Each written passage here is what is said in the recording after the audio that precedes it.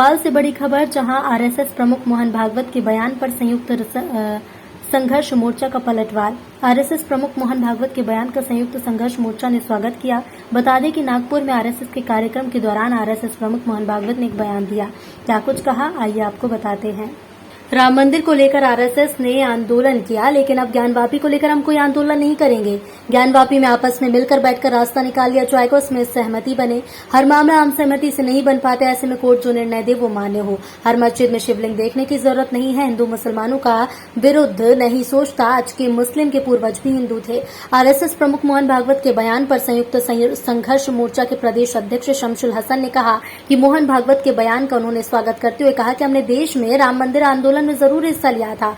उसके बाद हम अब देश के किसी मंदिर, मस्जिद, हिंदू मुस्लिम मामले में हिस्सेदारी नहीं लेंगे। मोहन भागवत ने खुलकर बयान दिया कि किसी भी मस्जिद, मंदिर के अंदर झांक कर नहीं देखेंगे कि शिवलिंग है या नहीं। उनका ये बयान सौहार्दपूर्ण वातावरण के लिए आया है उनका, लेकिन सवाल ये है कि यह बयान है देश हित के लिए या सियासी। अगर देश हित में है, जनता उसके साथ है। अगर उनका ये बयान सियासी, तो देश की करोड़ जनता भी दूर रहेगी। प्रकरण निकल रहे, ज्ञानवापी का मुद्दा चल रहा है।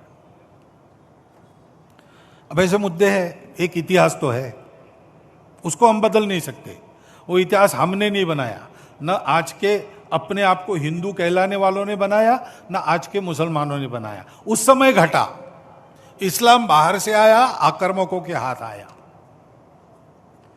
उस आक्रमण में भारत की स्वतंत्रता चाहने वाले व्यक्तियों का मनोधैर्य खच्चे करने के लिए देवस्थान तोड़े गए, हजारों है।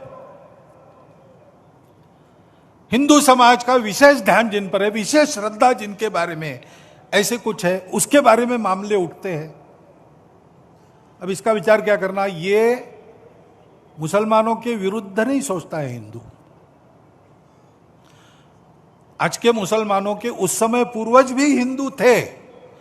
उन सबको स्वतंत्रता से चिरकाल तक वंचित रखने के लिए, उनका मनोधैर्य दबाने के लिए किया गया। इसलिए हिंदू को लगता है कि इसका पुनरुद्धार होना चाहिए। हम तो कुछ नहीं कहते। हमने 9 नवंबर को कह दिया कि एक राम जन्मभूमि का आंदोलन था, जिसमें हम अपने प्रकृति के विरुद्ध किसी ऐतिहासिक कारण से उस समय की परिस्थिति में सम्मिलित हुए। हमने उस काम को पूरा किया। अब हमको कोई आंदोलन वगैरह करना नहीं है। लेकिन इश्यूज अगर मन में है तो कुछ उठते हैं। ये किसी के विरुद्ध नहीं है और विरुद्ध मानना नहीं चाहिए। मुसलमानों ने तो नहीं मानना चाहिए, हिंदुओं ने भी ये नहीं करना चाहिए। अच्छी बात है, ऐसा कुछ है, आपस में मिल बैठकर सहमति से कोई रास्ता निकालिए। लेकिन हर बार नहीं निकल सकता। इसमें कोर्ट में जाते हैं तो फिर कोर्ट जो निर्णय देगा उसको मानना चाहिए। अपनी संविधान सम्मत न्याय व्यवस्था को पवित्र, सर्वश्रेष्ठ मानकर उसके निर्णय हमको पालन करने चाहिए।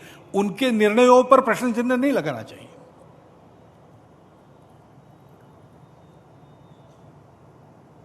और ठीक है, प्रतीकात्मक कुछ हमारी विशेष श्रद्धा थी, ऐसे स्थानों के बारे में हमने कहा, लेकिन रोज एक मामला निकालना नया, यह भी नहीं करना चाहिए। हमको झगड़ा क्यों बढ़ाना है?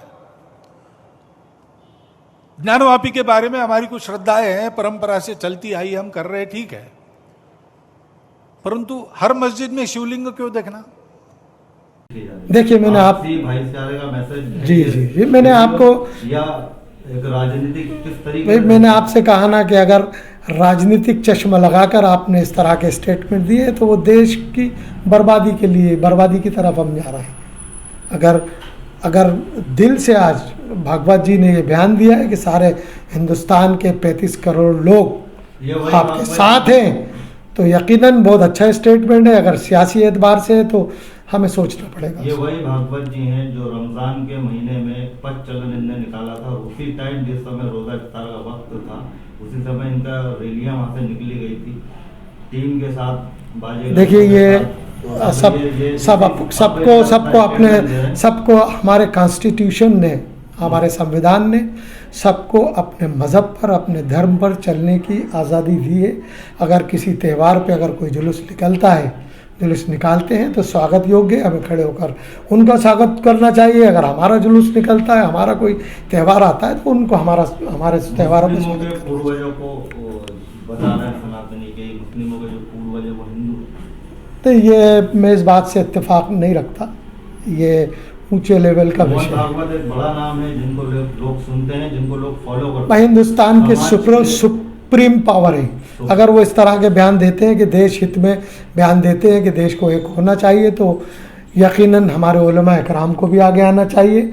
अगर वो दिल बड़ा करके बोल रहे हैं, अगर उनके दिल में कपट नहीं है, दिल बड़ा करके बोल रहे हैं, तो हमारा यकीनन उनका स्वागत करना चाहिए। हमारे उलमा इकराम को भी 2 कदम आगे बढ़ना चाहिए, क्योंकि हमें इस मुल्क को, ये हमारा मुल्क है, हम इस मिट्टी में पैदा हुए हैं, इस मिट्टी में ही दफन होंगे। हम चाहते हैं कि हमारा मुल्क दुनिया में विश्व गुरु की हैसियत रखे, जिससे कि हमारा मुल्क में विकास हो, बेरोज़गारी दूर हो, शिक्षा तेज़ी से आए, लोगों की बेरोज़गारी ख़त्म हो, गरीबी दूर हो। ये तो सारा मुल्क चाहता है, मुल्क के लोग चाहते हैं। सिर्फ 10% लोग तनातनी धर्म के फसादी वो लोग हैं जो सभी धर्मों को बदनाम। देखिए, हम तो सुन के ईमान लाए हैं, और जो इस मुल्क में सदियों से ये इस्लाम धर्म चला आ रहा है, हमने होश संभाला तो इस्लाम धर्म में हमारे कान में अजान पड़ी जाती है, हमें एहसास कराया जाता है कि हम ईमान में दाखिल हो गए। तो ये तो सनातन धर्म के इनको कुछ ज़्यादा मालूम होगा, भागवत जी ने बोला है तो वो बेहतर जवाब दे पाएंगे इसका। उन्होंने कहा हर मसले का जो है हर मसला आम सहमति से भी निभाया, वो सहमति से भी ये देर से आया। ये मोहन भागवत जी, मैंने कहा ना स्वागत योग्य है, लेकिन देर से क्यों? आज देश में अस्थिरता का माहौल है। ये बयान ज़रूर अच्छा बयान है, काम करेगा लोगों के, हमारे और आपके बीच में, जनता के बीच में, हिंदू मुस्लिमों के बीच में एक अच्छे माहौल का एक अच्छा एक को खड़ा करने का काम ज़रूर करेगा। लेकिन ये देर से क्यों? आज जब मुल्क, हमारा मुल्क बहुत पिछड़ गए हम लोग, ये मुल्क हिंदू मुस्लिम मंदिर मस्जिद के सिवा इस देश में मुल्क की तरक्की की बात पिछले 8-10 साल से नहीं की गई है। आज अगर मोहन भागवत जी कहते हैं कि हम सब एक हैं, हम भाई हैं, वो बड़े भाई हैं, हम छोटे भाई हैं, तो ये उनके इस बयानों का मैं शमशुल हसन बल्ली संयुक्त संघर्ष मोर्चा का प्रदेश अध्यक्ष, एक जिम्मेदार व्यक्ति होने के नाते से मैं उनके बयान का स्वागत करता हूँ। लेकिन इसमें कोई सियासी मसाइल नहीं होना चाहिए, सियासत नहीं होना चाहिए। जो आपके दिल में है, अगर वही ज़बान पे है तो स्वागत है, नहीं तो कई बार हमने देखा है कि बगल में चोरी होती है और मुंह में राम होते हैं। उन्होंने ये भी कहा कोर्ट जो निर्णय देगा वो सभी को मान्य होगा। हम तो चाहते हैं कि आप न्यायालय आप गए हैं, फैसला आपको करना है। मुस्लिम समाज ज्ञानवापी मामले में कोर्ट नहीं गए हैं। हमारे द्वार तो इस्लाम धर्म में दरवाजे हमेशा खुले रखे हैं, आज भी खुले हैं। हमारे उलमा इकराम ने हमेशा दरवाज़ा खुला रखा है। हर मसले पे बातचीत के लिए मुल्क में यहाँ के उलमा इकराम तैयार रहते हैं। अगर भागवत जी चाहते हैं कि बैठ के बात हो तो इससे स्वागत योग्य कोई कदम नहीं है। लेकिन हर मंदिर से, हर मस्जिद से ज़रूरी नहीं है कि शिवलिंग निकले। तो अब मस्जिदों में फव्वारे भी लगे होते हैं, वज़ू खाने में, हौज़ों में। अगर हम फव्वारों को, अगर हम उसको शिवलिंग की तरह देखने लगेंगे तो एक पूरी दुनिया में एक हम मजाक का पात्र बन जाएंगे। केवल ये मामला केवल ज्ञान व्यापी तक ही नहीं है, मथुरा में भी निकला है, अब भोपाल की भी मस्जिदों के लिए भी कहा गया है, मोती मस्जिद के लिए। अब तो अब हर घर में सिलबत्ता होता है, मसाला कूटा जाता है खलबत्ते से। आप कहोगे वो भी शिवलिंग है, तो हम वो कैसे मान लेंगे? आप तो घर घर की बात कर रहे हैं। अभी आपके भागवत जी ने वे स्टेटमेंट दिया है कि हम मस्जिदों में नहीं जाकेंगे जी। तो इससे जो यहाँ के 10% लोग, तनातनी धर्म के लोग, सनातन धर्म के लोग नहीं, जो 10% लोग तनातनी धर्म के लोग हैं, उनको इस बयान को, मोहन भागवत जी के बयान को सुनना चाहिए, समझना चाहिए और मस्जिदों से बहुत दूरी बना के रखना चाहिए। क्या लगता है आपको भी? ये बहुत अच्छा बयान नागपुर में आज मोहन भागवत जी RSS के प्रमुख हैं, उनने एक बयान दिया कि हमने देश में राम मंदिर आंदोलन में ज़रूर हिस्सा लिया था, उसके बाद किसी भी हिंदू मुस्लिम मंदिर मस्जिद मामले में हम हिस्सेदारी नहीं करेंगे।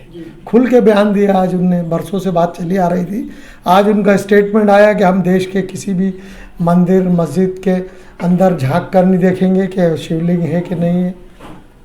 एक सौहार्दपूर्ण वातावरण के लिए कि स्टेटमेंट आया है उनका। लेकिन सवाल ये है कि बयान सियासी है या देश हित में है। सवाल ये है, अगर देश हित में है तो स्वागत है, अगर सियासी है तो 35 करोड़ को जो आपने जिस तरह से पूरे देश में दूर कर रखा है, वो 35 करोड़ लोग आज भी दूर रहेंगे। आप इस देश को, इस मुल्क को आप कहते हैं विश्व गुरु बनाना है। विश्व गुरु जब तक कैसे बना पाएंगे? जब तक कि हम 35 करोड़ अल्पसंख्यक समाज आपके साथ शामिल नहीं होगा, जब तक ये मुल्क विश्व गुरु नहीं बन सकता। उन्होंने ये भी कहा कि